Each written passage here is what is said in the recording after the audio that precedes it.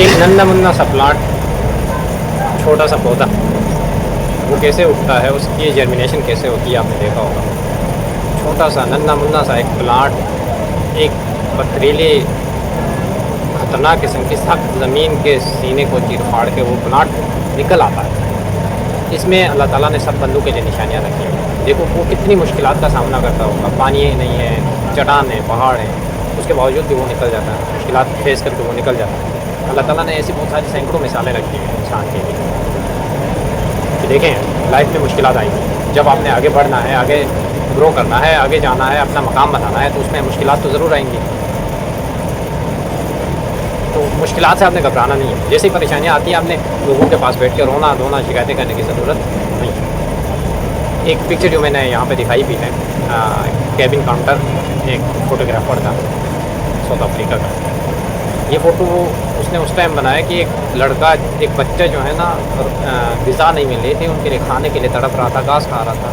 वो उसकी कंडीशन इस तरह थी कि वो मर रहा, और साथ ही सामने जो परिंदा बैठा हुआ नज़र आ रहा, वो परिंदा इस इंतज़ार में था जैसे ही बच्चा मर जाएगा मैं उसका गोश्त खाऊँगा। उसने, ये फ़ोटोग्राफ़र ने ये तस्वीर तो बना ली। जैसे ही 90s की बात है, फ्रांस में फ़ोटोग्राफ़र की कंपटीशन हुई, तो वहाँ पे इसने अपनी ये फ़ोटो शेयर की। वहाँ पे तकरीबन 100+ इन्फ्लुएंशियल फ़ोटोज़ थे, 100+ में, तो वहाँ पे इसने पहली पोजीशन हासिल की और पहला इनाम हासिल किया। इसको इनाम दिया गया, इनाम तो इसने हासिल किया, लेकिन वापसी साउथ अफ्रीका में आकर तकरीबन 4 महीने के बाद इस बंदे ने अपना सुसाइड कर दिया, खुदकुशी कर दी और ये मर गया। तो ये फ़ोटो बनाने के बाद इसने जब ये फ़ोटो देखना शुरू किया, वो डिप्रेशन में चला गया। देखें कि इस तरह के हालात हैं, कैसे हालात हैं कि ये बच्चा मरने के करीब है और ये परिंदा बच्चे के मरने की वेट कर रहा है। जैसे ये मर जाएगा वो उसका खाना खाएगा, उसको खाने का कुछ मिलेगा, वो इसी इंतज़ार में बैठा हुआ कि ये जैसे ही बच्चा मर जाएगा मैं उसे खा लूँ। दूसरी फ़ोटो ये आपको जो शेयर की है वो सीरिया में एक फैमिली की है, कपल की। इनके 4 बच्चे हैं, चारों के चारों अपाहिज हैं और ये रिफ्यूजीज़ हैं। सीरिया में जंग चल रही थी, तो ये यहाँ से निकल के टर्की में किसी खेमे में रहता है। आप अंदाज़ा लगा लें, 4 बच्चे हैं, चारों के चारों डिसेबल हैं, अपाहिज हैं, ये कुछ कर नहीं सकते, कितनी मुश्किलात फेस करें। ऊपर से ये रिफ्यूजीज़ हैं। देखें ये इन्होंने तो कभी लोगों के पास जाकर रोना धोना तो नहीं किया होगा। ये जहाँ भी हैं बस बैठे हुए अल्लाह का शुक्र अदा कर। तो कहना ये चाह रहा, लाइफ में चैलेंजेस आती हैं, चैलेंजेस को फेस करना सीखें। जितनी बड़ी चैलेंजेस आएंगे आप उनकी स्ट्रगल करेंगे, आप भागेंगे नहीं, अल्लाह ताला आपको कामयाबी देगा। देखें चैलेंजेस आने का मतलब ये है, आजमाइशें आने का मतलब ये है कि आप अल्लाह ताला के करीबी हैं। अल्लाह ताला आपको जो है ना पसंद करता है।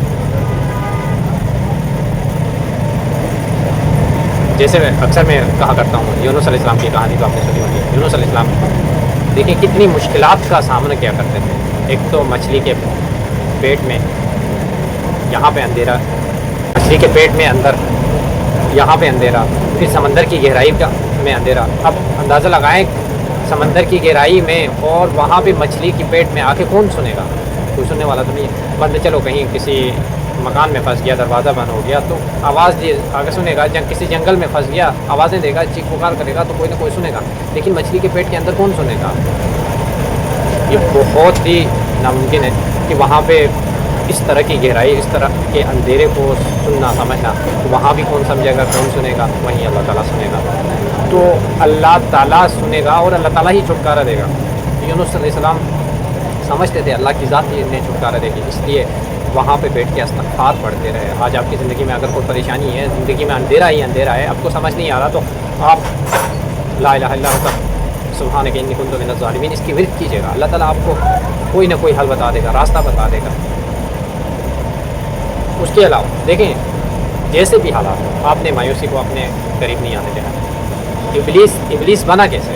इब्लीस का असल नाम तो कुछ और था। इब्लीस ये बना क्योंकि ये होपलेस हुआ था, उम्मीद टूट चुकी थी, ये नाउम्मीद हो गया था, मायूस हो चुका था, इसलिए इब्लीस इसका नाम हो गया।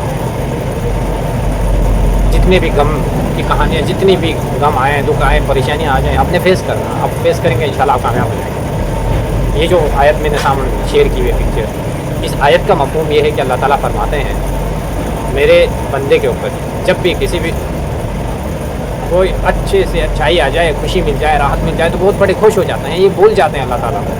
लेकिन जब इन्हीं बंदों के ऊपर कोई छोटी सी मुसीबत आ जाए, आफत आ जाए, दुख दर्द आ जाए, तो ये रोना धोना शुरू करते हैं, शिकायतें करना शुरू करते हैं। देखें, अम्बिया का शेवा अपना लें, सब्र और शुक्र से काम लें। अल्लाह ताला की कंप्लेन बैठे लेकिन ना बैठ जाए। नबी करीम सल्लल्लाहु अलैहि वसल्लम की आप हिस्ट्री उठा के देखें,